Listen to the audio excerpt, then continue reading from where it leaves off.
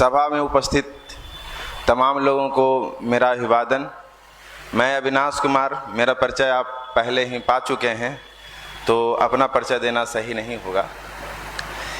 मेरे पास रजनीश जी आए थे और कई दिनों से वो आ रहे हैं और मैं उनको पहले से भी जानता था। वो पटना यूनिवर्सिटी के हैं, स्टूडेंट हैं। तो उन्होंने हमसे कहा कि आप गायत्री परिवार से जुड़िए। तो हमने बोला कि आपको जुड़ने की ज़रूरत नहीं है, मैं बहुत पहले से जुड़ा हुआ हूँ। 97 से मैं जो है कल्याण पत्रिका, मैं उन दिनों नेतरहाट में पढ़ा करता था। तो जब मैं छुट्टी में आता था तो मेरे पिताजी मुझे जो है कल्याण पत्रिका दिया करते थे और मैं उस समय से इसको जो है लगातार पढ़ता रहा हूँ। और पंडित श्री राम शर्मा आचार्य और जो माता जी हैं, उन सबों का मैं बहुत पहले से शुक्रगुजार रहा हूँ कि वैसे समय जब लगता था कि चारों तरफ कुछ नहीं है, तो उनकी किताबों में जो लिखी हुई बातें थी वो मुझे संबल देती थी, मेरा मनोबल ऊंचा करती थी। अब हम आते हैं जिस काम के लिए मैं यहाँ पर आया हूँ कि आपको चंद बातें मैं कह सकूँ, आपके मनोबल को मैं बढ़ा सकूँ, उसके बारे में मैं कहना शुरू करता हूँ। मैं जन्मजात या पैदाइशी या स्वभावतः एक टीचर हूँ। टीचर के अलावा मैं कुछ बनने की कोशिश न किया है और न मैं बनना चाहता हूँ। एज ए टीचर सबसे ज़्यादा जिस पर मैं जोर देना चाहता हूँ, आप कभी पटना कॉलेज को रिस्पेक्ट दे सकते हैं, नेगलेक्ट आप उसको जो है हेट कर सकते हैं, लेकिन उसको आप नेगलेक्ट नहीं कर सकते हैं। जब भी आप अशोक राजपथ से गुजरिएगा तो एक नज़र आप ज़रूर मजबूर कर देगा पटना कॉलेज को देखने के लिए। ये उसकी खासियत है, इतिहास को आप झुठला नहीं सकते। सबसे पहले मैं आपसे ये बात करना चाहूँगा कि चरित्र क्या है। चरित्र जो है वो गहना होता है किसी व्यक्ति का।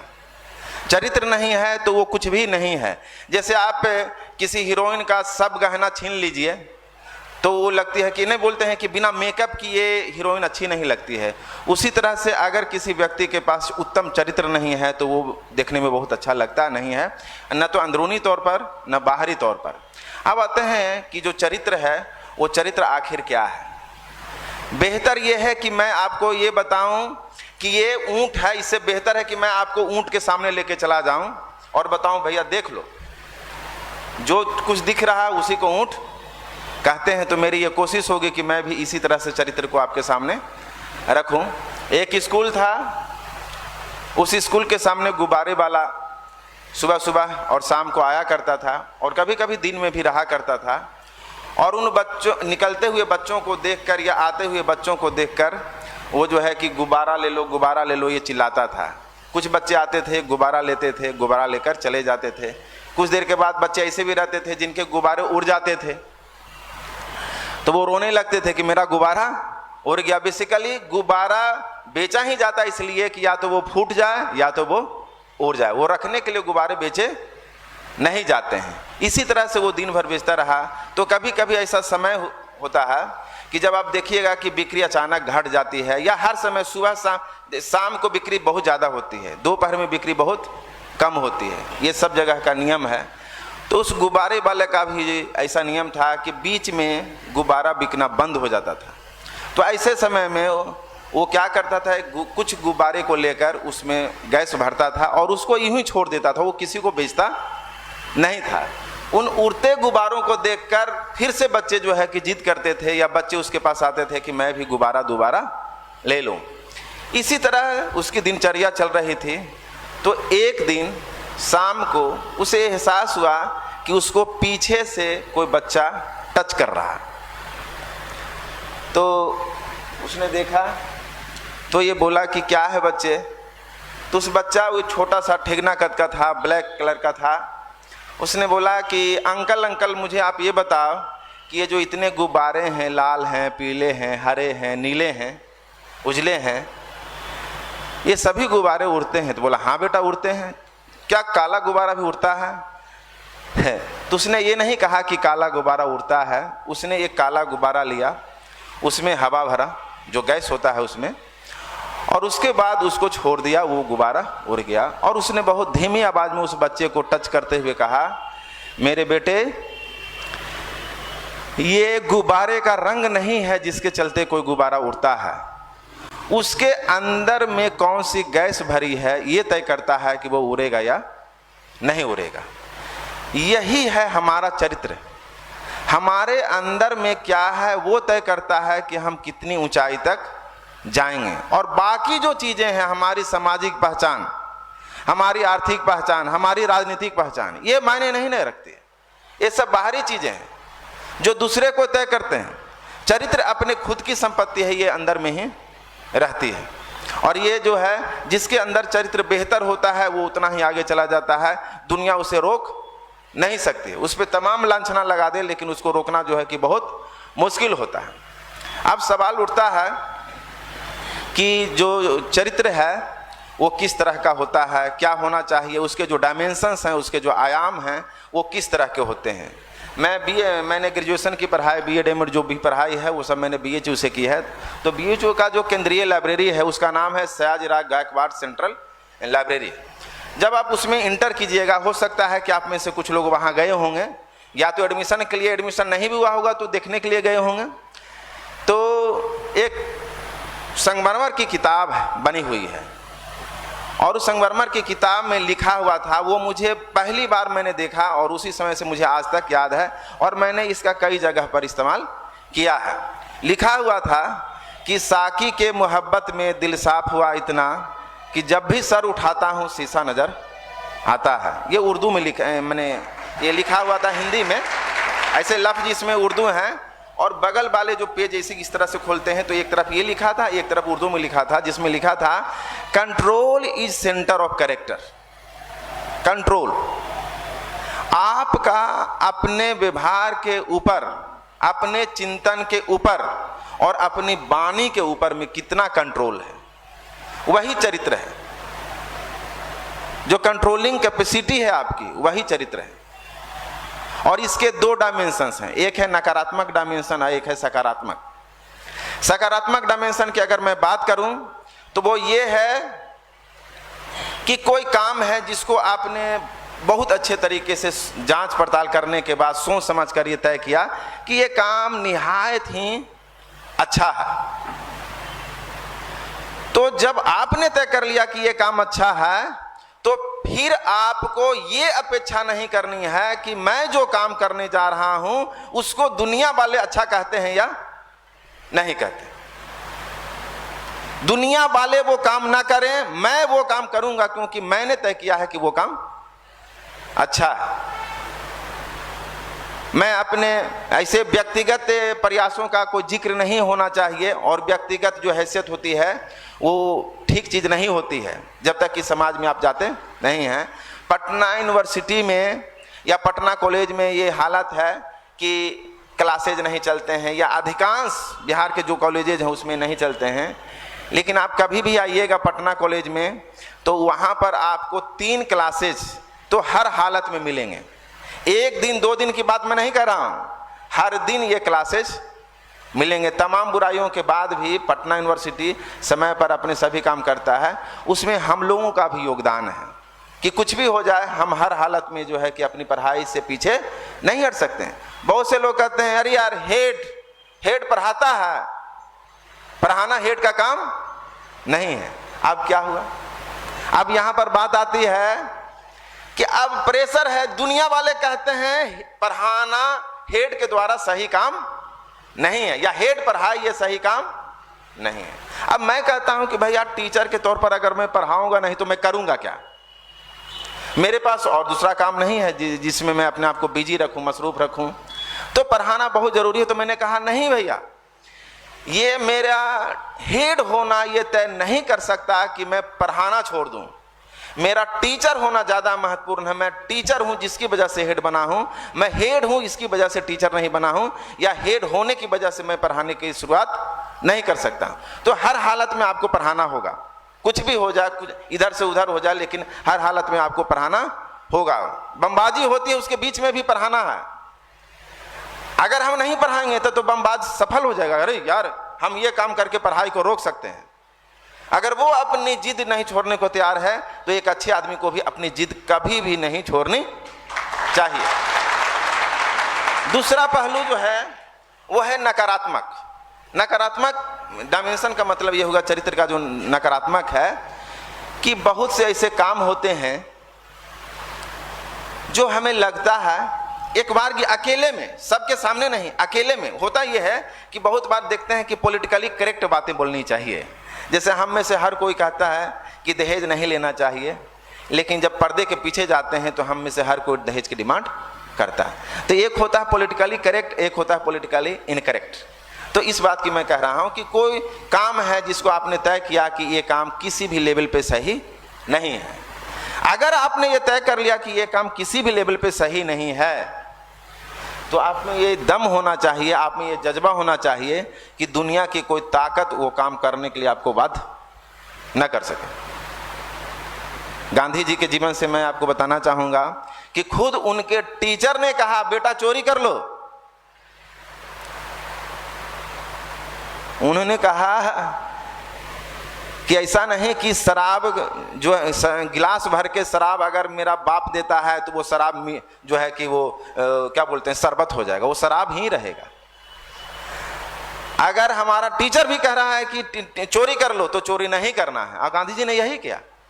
दुनिया में कई ऐसे काम हैं जो आपको लगता है, व्यक्तिगत तौर पर लगता है कि ये काम नहीं करना चाहिए, तो उस काम को करने का कितना भी दबाव हो, घूस लेने का कितना भी दबाव हो, समय से पहले जाने का कितना भी दबाव हो, समय से ड्यूटी करने का कितना भी दबाव हो, आप उसको झेलिए, बर्दाश्त कीजिए। और अगर आप बर्दाश्त नहीं कर पाएंगे तो धीरे धीरे देखिएगा जो आपका चरित्र है वो धीरे धीरे कमजोर होता चलेगा। कंट्रोलिंग कैपेसिटी को बढ़ा के रखना बहुत जरूरी है। सुबह में किसको आपको मैं बताऊं कि साइकोलॉजी ये कहती है कि सबसे बेहतर नींद सुबह में आती है, सबसे बेहतर नींद। ये 12 बजे से भी बेहतर नींद सुबह में 5-4 बजे के करीब आती है। किसका मन नहीं करता है कि हम सोएं?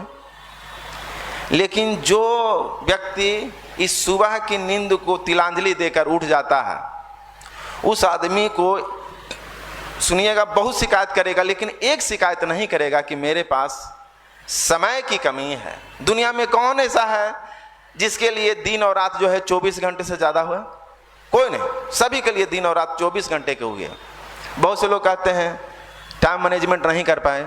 अरे भैया, टाइम मैनेजमेंट नहीं होता, टाइम का आप प्रबंधन ही नहीं कर सकते। टाइम अपनी रफ्तार से चलता है, ना हम उसको रोक सकते हैं, ना हम उसको धीमा कर सकते हैं, ना तेज कर सकते हैं। उसकी रफ्तार है, कोई उसको रोक नहीं सकता। ये हम हैं जिसे उसके हिसाब से चलना होगा। तो अब हम आते हैं कि ये जो चरित्र है, क्या ये हेरिडिटी में मिलता है, क्या हमें वंशानुगत तौर पर मिलता है, या कोई इसको जो है कि कहीं से खरीद सकता है, या ये जो है नकल की वस्तु है, किसी को देखकर आप अपना चरित्र बना सकते हैं? नहीं, ये इनकलकेशन का चीज़ है, ये फॉर्मेशन का चीज़ है। ये धीरे धीरे धीरे धीरे बनता है और उसके बाद धीरे धीरे इसमें कुछ कुछ डायमेंशन जोड़ते चले जाते हैं। तो आप देखिएगा कि चरित्र जो है कि एक समय आने के बाद वो हमारे व्यक्तित्व में से जुड़ जाता है। व्यक्तित्व अलग चीज़ है, चरित्र जो है कि अलग चीज़ है। ये साइकोलॉजिकल डिफरेंसेज है दोनों के बीच में। अब बात ये की जाए कि बेहतर चरित्र को बनाने के लिए हमें क्या क्या करना चाहिए। बेहतर चरित्र बनाने के लिए कुछ काम जो है कि बहुत ज़रूरी है। सबसे पहला है समयबद्धता, पंक्चुअलिटी।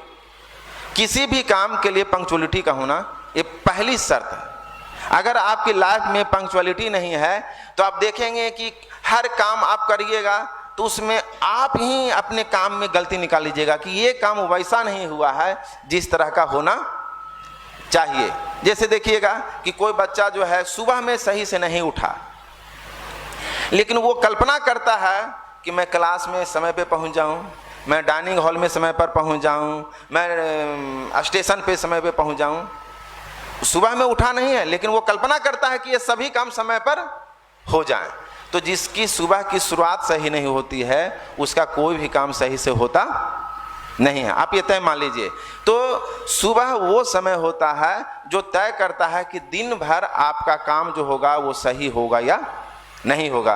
तो आपसे ये मेरी ये गुजारिश है कि सुबह का जो समय है, जिसको खास करके हमारे जो वेद और पुराण हैं या जो उपनिषद है उसमें पर्टिकुलर नाम दिया गया है ब्रह्म मुहूर्त। ब्रह्म मुहूर्त बहुत ज़रूरी है। ब्रह्म मुहूर्त का इस्तेमाल करना बहुत ज़रूरी है। आपको मैं एक बताता हूँ कि ब्रह्म मुहूर्त का हमारे जीवन पर या हम जो काम करते हैं उस पर क्या महत्व होता है। आप कल्पना कीजिए कि एक मंजिल है जहाँ तक पहुँचने के लिए 100 सीढ़ी है, तो नीचे से आप देखिएगा कि बहुत तेजी से आप 50 सीढ़ी या 20 सीढ़ी चढ़ जाएंगे, इसमें कोई दिक्कत नहीं होगी, बहुत स्पीड रहता है आपकी। लेकिन जैसे जैसे 50, 60, 70 आप पहुंचेंगे तो आपका स्पीड अचानक कम जाएगा, अचानक नहीं, धीरे धीरे जो है कि कम जाएगा। और फिर जब 80 सीढ़ी चढ़ जाएंगे तो एक एक सीढ़ी चढ़ने में आपको उतना मेहनत लगेगा जितना शुरू के 40 सीढ़ी चढ़ने में लगा था। तो इसका मतलब है कि पहला जो सीढ़ी का पहला पायदान है और ऊपर का पायदान है, दोनों की दूरी बराबर होती है, 1-1 फीट ही ऊंचा रहता है। लेकिन वो सुबह में आप शुरू में चढ़े थे या लास्ट में चढ़े थे। बहुत से लोग लेट आवर में पढ़ते हैं। लेट आवर में पढ़ने का मतलब क्या हो गया, आप कल्पना कीजिए वही कि 80 सीढ़ी चढ़ चुके हैं, अब आपको 81, 82, 83, 84 से लेकर ऊपर चढ़ना है, बहुत मुश्किल होता है।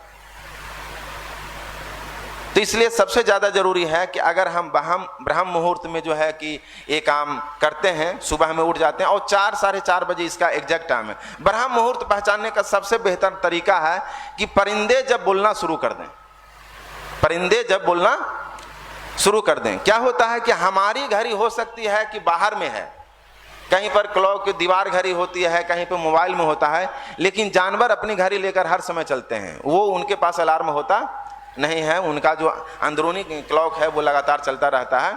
तो ब्रह्म मुहूर्त की कोई अवधि फिक्स की जाए, इससे बेहतर है कि जब परिंदे उठ जाते हैं या परिंदे जब कलरव करने लगते हैं तो वो सबसे बेहतर समय होता है ब्रह्म मुहूर्त का। उस समय अगर आप उठते हैं तो सभी काम समय पर हो जाएंगे। अब आते हैं कि सुबह उठकर जो है कि क्या हमें पढ़ाई लिखाई कर देनी चाहिए? जी नहीं, ऐसा कतई नहीं करना चाहिए।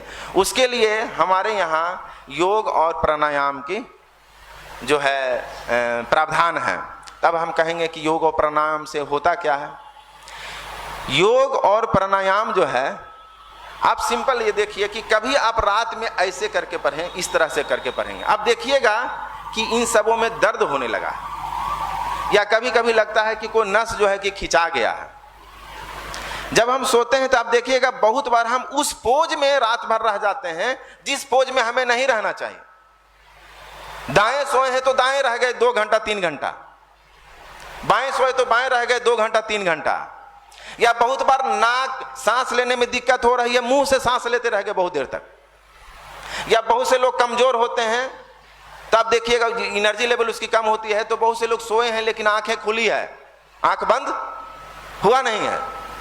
ये सभी हमारे शरीर का अंग है, ये उसका सही पोजीशन नहीं है। लेकिन जब हम प्राणायाम और योग करते हैं तो उसको एकदम रिदम में आ जाता है। आंखें जैसे मान लेते हैं कि कोई आसन कर रहे हैं तो जिसमें आंख बंद है, तो वो जो आसन करते हैं उस समय आंख खुला हुआ नहीं रहेगा, वो हर हालत में आंख पूरी तरह से बंद रहेगा। हाथ जो है कि कभी भी इसके ऊपर में जाएगा तो आपको दर्द करेगा, लेकिन आप जैसे ही ये वाली मुद्रा करते हैं तो आप देखिएगा कि एकदम आइडियल पोजीशन में जो ब्लड सर्कुलेशन है वो सही से चलना शुरू हो जाता है। तो आसन और प्राणायाम, योगासन ये बहुत जरूरी है। जब तक आप इसको अपने डेली लाइफ में नहीं डालेंगे तो आप उस मृग मरीच का, आप उस हिरन की तरफ भटक रहे हैं जो कहते हैं ना, कस्तूरी कुंडली बसे मृग ढूंढे बनवाए, वही वाली बात है। आपकी सफलता का जो निर्धारण है वो आपका बॉडी करता है, आपके व्यवहार करते हैं। तो योग प्राणायाम को जो है कि आप अपने जीवन में अनिवार्य रूप से शामिल कर लीजिए। आप देखिएगा कि आपका जो जीवन का ढंग है, सोचने का जो ढंग है, और इतना ही नहीं, आपका जो सामाजिक दायरा है वो पहले से ज़्यादा बेहतर हो जाएगा। एक चेहरे पे दीप्ति होती है, जो लोग योगा करते हैं, प्राणायाम करते हैं, उनके चेहरे पर एक दीप्ति होती है। लगता है कि हाँ यार, इसके चेहरे में जो है कि कालिमा नहीं। कालिमा का मतलब वो स्किन कलर में नहीं कह रहा हूँ, कालिमा का मतलब मेरा स्किन कलर से लेना देना नहीं है। जैसे मान लेते हैं कि एक आदमी है जो तुरंत में तरोताज़ा होकर आया, और एक है लगातार 10 घंटे काम कर रहा है, तो चिंता की वजह से या काम की बोझ की वजह से जो उसका शरीर एडजस्ट होता है, नीचे हो जाता है, ये हो जाता है चेहरा, मैं उस कालिमा की बात कर रहा हूँ। तो प्राणायाम करने से दीप्ति आ जाती है, कांतिमान हो जाता है चेहरा। ये बहुत ज़रूरी है। दूसरों पर असर डालने के लिए बोलते हैं कि उसका चेहरा बड़ा हसीन है। क्यों है हसीन? इसलिए कि वो इन चीज़ों का इस्तेमाल कर रहा है, प्राणायाम का इस्तेमाल कर रहा है, योग का इस्तेमाल कर रहा है। तो हमारा जो व्यक्तित्व है, व्यक्तित्व जो है निर्माण की चीज़ है, ये धीरे धीरे बनता है ये, और इसके जो वैल्यूज हैं वो इनकलकेट होते हैं, धीरे धीरे होते हैं, ये अचानक होता नहीं है। अब मैं एक और जो महत्वपूर्ण बात मैं बताना चाहूँगा, खास करके युवाओं को। आप में से, जैसा कि सर ने अभी बताया कि आप में से कई लोग हैं जो सिविल सर्विसेज की तैयारी कर रहे हैं, बहुत से लोग हैं जो और दूसरे जो नौकरियां हैं उसकी तैयारी कर रहे हैं। आप कुछ भी नया कर रहे हैं, हर देश का नौजवान यही काम करता है। नौजवानी में यही होता है, एक दौर आता है जिसमें रिस्पॉन्सिबिलिटी आपके ऊपर में थोपी जाती है, या आपको एहसास होने लगता है कि अब हमें रिस्पॉन्सिबल होना चाहिए। अब ये रिस्पॉन्सिबल बनने के बाद ना जाने आप, एक मान लीजिए एक ज़बरदस्त अट्रैक्शन है सिविल सर्विसेज को लेकर। ये एक चुंबक से भी ज़्यादा खतरनाक ढंग से, चुंबक उतना तेजी से नहीं खींचता है लोहे को जितना तेजी से खींचता है ये सिविल सर्विस का आकर्षण। अब सवाल ये उठता है कि कौन से रास्ते सही हैं। सिविल सर्विस ना जाने कितने लोग करते हैं। मैं कश्मीर में 12.5 साल रहा हूँ, 2005 से लेकर 2017 तक, और 9-10 में जो है शाह फैसल की जो पहली नियुक्ति हुई थी वो कश्मीर में हुई थी। और कश्मीर में भी कुपवारा डिस्ट्रिक्ट, ये बॉर्डर का इलाका है, आतंकवादी एरिया है ये। यहाँ पर लोलाब वैली है, नीलम नदी है जिसके किनारे वो शारदा विश्वविद्यालय हुआ करता था। मैं उस पूरे इलाके को चप्पा जानता हूँ। तो ये सबसे पहले इसकी जो पोस्टिंग हुई थी वो हुई थी कुपवारा में। कुपवारा ये दूर दराज का इलाका है, लेकिन एक बात मैं बताऊं, दूर दराज के इलाके में प्रतिभा ज़्यादा होती है। गंगा के किनारे केला होता है जो हल्की से हवा चलने पे गिर जाता है, और पहाड़ पत्थरों में देवदार होता है कि कितना भी हवा बहे उसको कुछ होने वाला नहीं है।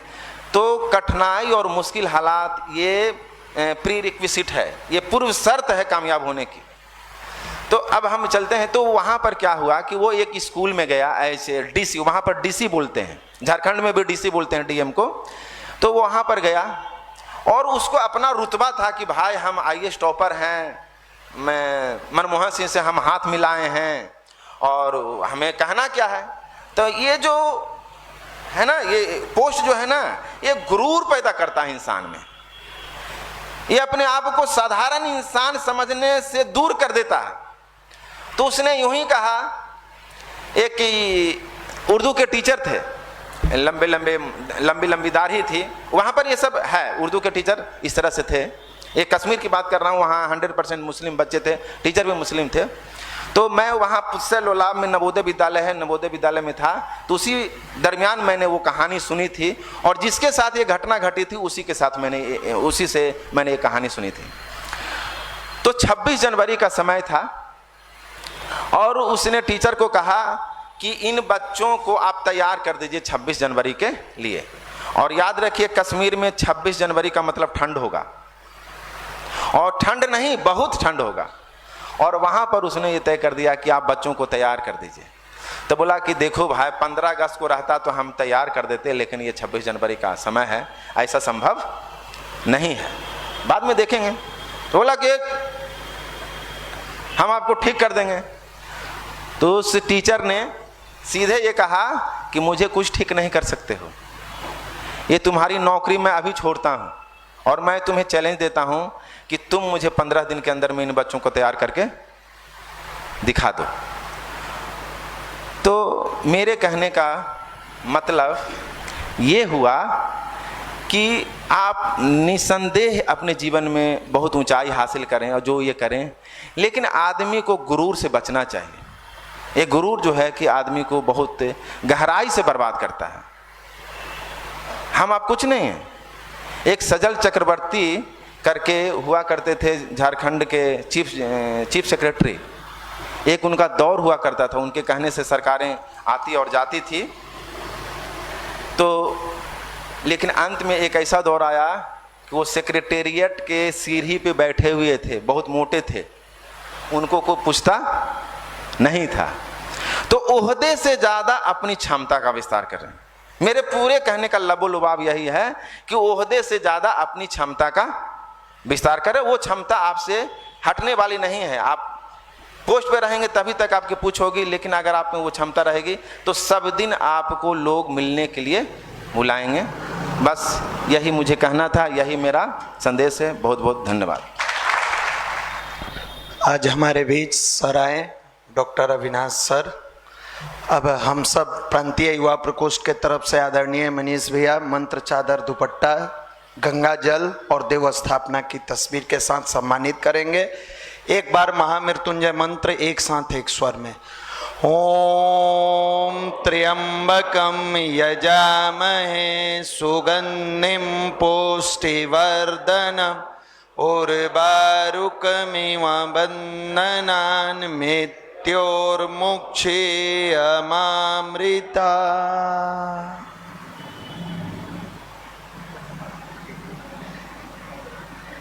सर के लिए फिर से एक बार जोरदार